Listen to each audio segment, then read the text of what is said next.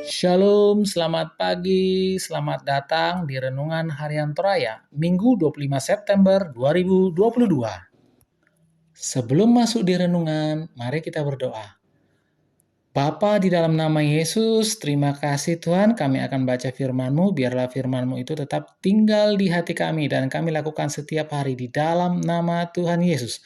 Haleluya, amin. Yeremia 32, ayat 26 sampai 35. Yeremia 32 ayat 26.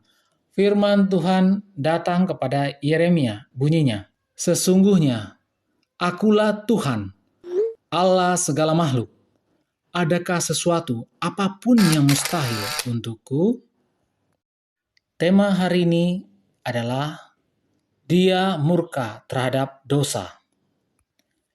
Allah menegaskan bahwa pembuangan bangsa Israel adalah karena dosa mereka. Allah harus menghukum kota yang sudah begitu lama dikasihinya. Umat Israel dan umat Yehuda telah melakukan yang jahat di mata Tuhan, ayatnya 30.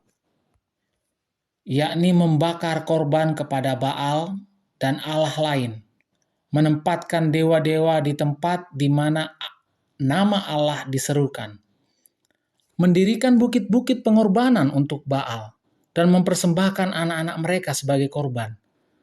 Akibat dari perilaku mereka, seluruh negeri itu terjangkiti oleh penyembahan berhala dan berbagai kejahatan. Allah yang berdaulat dan maha kuasa menyatakan tindakannya yang adil, mendatangkan hukuman yang dahsyat, dan menimpa umat yang durhaka itu.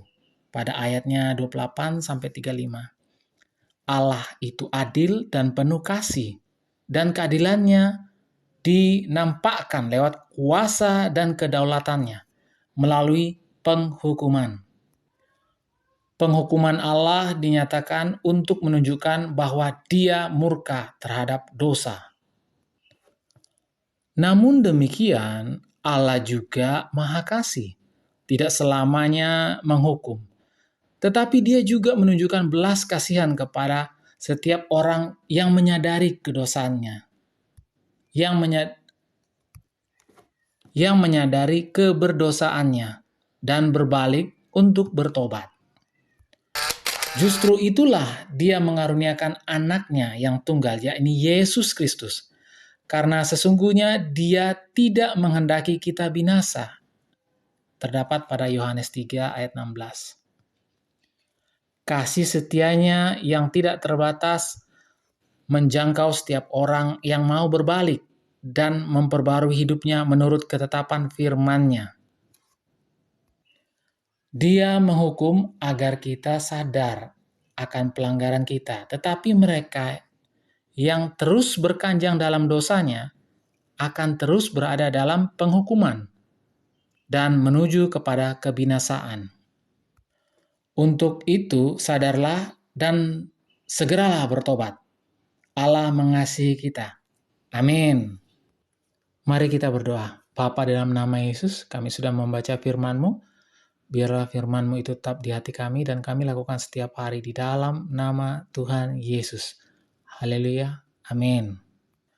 Selamat pagi, selamat beraktivitas. Tuhan Yesus memberkati. Amin.